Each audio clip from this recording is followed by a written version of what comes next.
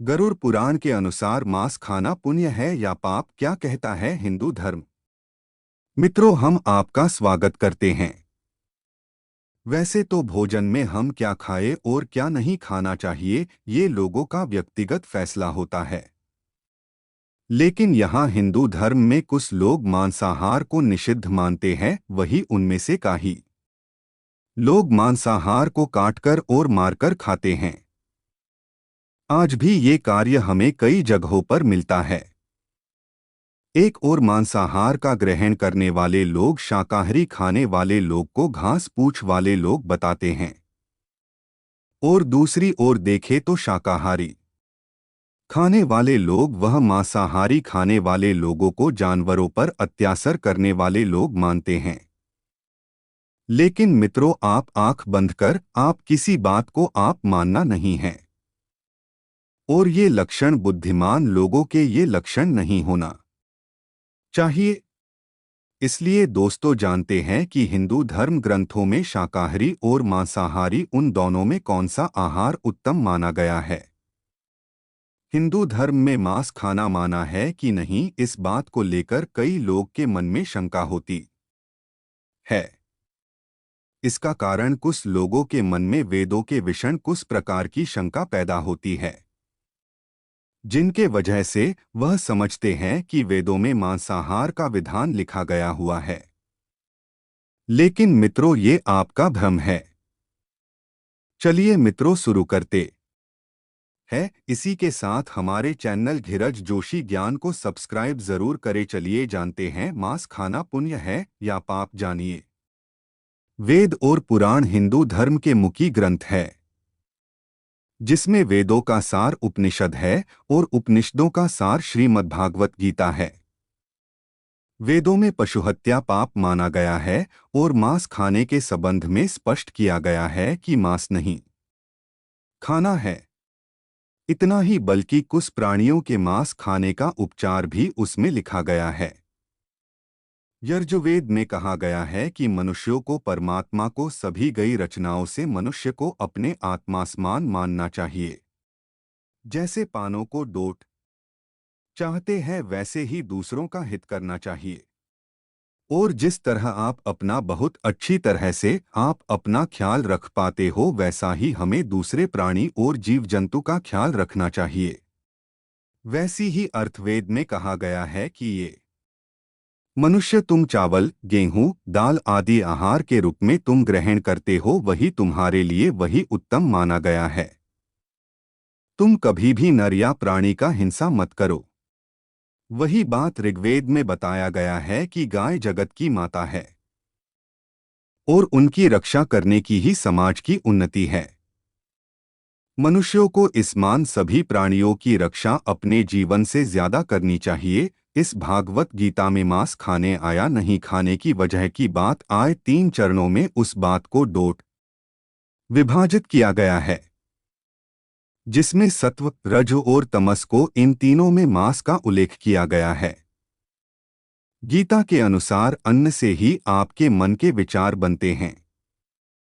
जो मनुष्य सात्विक का भोजन करता है, उसकी सोच भी सात्विक रहती है। मांस और मदिरा की जैसी चीजें तामसिक भोजन कहा जाता है।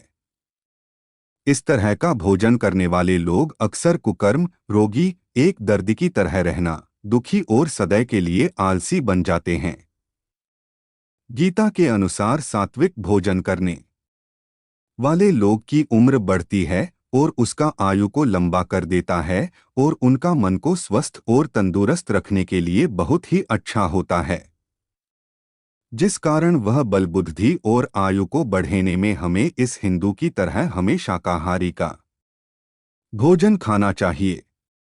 ठीक वैसे ही गरुड़ पुराण में बताया है कि जिसमें हमें श्री कृष्ण की एक कथा का वर्णन मिलता है।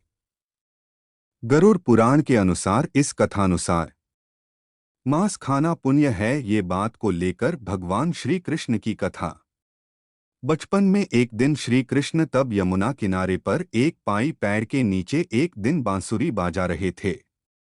ठीक उसी समय पर उसके पास एक हिरन, दौड़ता हुआ हिरण आया था और उड़ान के पीछे जाकर वह चुप गया था। तब हिरण बहुत डरा हुआ था। तब श्री कृष्ण ने हिरण के माथा पर हाथ हिलाया और तब हिरण को पूछा, क्या बात है हिरण, तुम बड़ा घबरा कर यहाँ पर आ गए। तभी वहां पर एक शिकारी वहां आ गया। तब शिकारी बोला कि ये मेरा शिकार है, तुम मुझे दे दो। तब भगवान श्री कृष्ण बोले कि हर जीवित प्राणी पर सबसे पहले उनका हक होता है, न कि किसी और का हक होता है। ये बात सुनकर शिकारी को बड़ा ही क्रोध आ गया था। उस शिकारी गरज हुए कहा, भगवान कृष्ण को ये मेरा शिकार है जिसे मैं पकाकर खाऊंगा, ये बात छोड़ो, तुम मुझे तुम्हारा ज्ञान मत दो। इस प्रकार ये बात भगवान श्री कृष्ण दोबारा बोले कि किसी भी प्राणी को मारना या जीव को मारना ये बड़ा ही पाप है।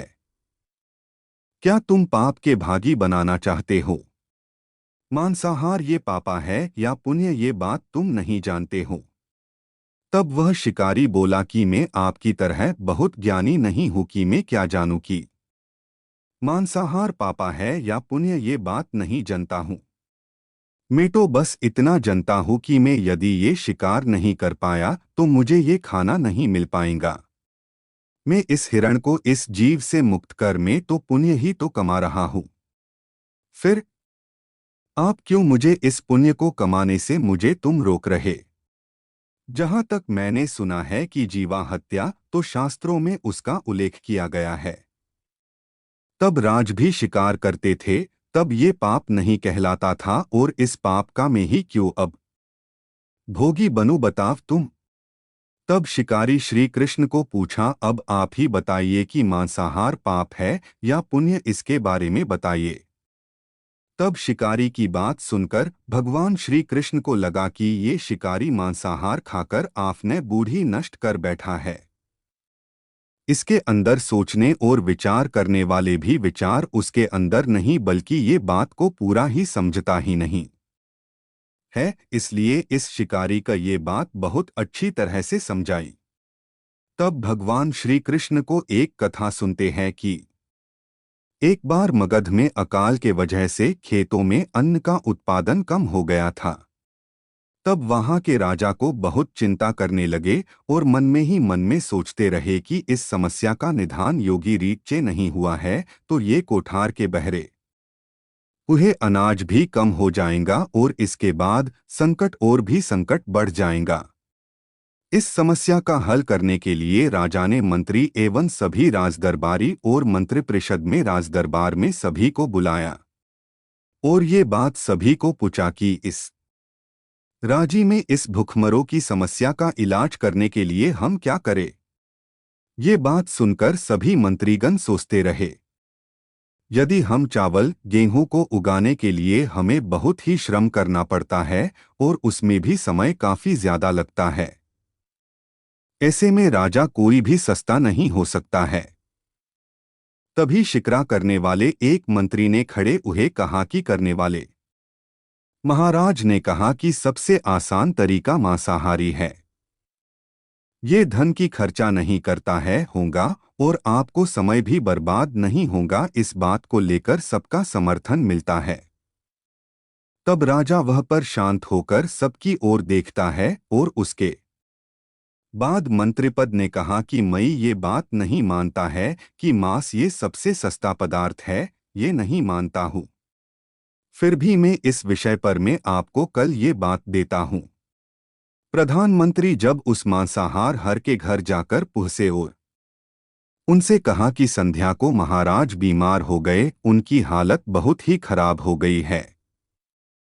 तब वैद्य ने कहा कि तब कुछ शक्तिशाली प्राणी का मांस यदि मिल जाए तो वह जल्दी ही ठीक हो जाते हैं। तब उसे ने कहा कि आप मेरे पास आप सब कुछ मांग सकते हो। तब शिकारी ने कहा कि मैं तुम्हारा हृदय निकाकर मैं राजा को दे देता हूँ। तब वह उदास हो गया। तब वह राजा को उस मांस खिलाया और तभी राजा ठीक हो गए। इस कारण वह सब खुश हो गया, जिस कारण वह शिकारी को अंदर ही बड़ा प्रभाव लगा और कहने लगा मैं आज ही मांस खाना में छोड़ दूंगा। तो मित्रों, आप इस कथा को जानने के बाद आप पर निर्भर करता है कि आप कौन सा आहार ग्रहण करना चाहते हैं और कौन सा नहीं। इस बात को लेकर विज्ञान भी प्रमाणित कर चुका है कि हमारे शरीर के लिए हमें मांसाहार की अपेक्षा से हमें शाकाहार के भोजन हमें खाना चाहिए।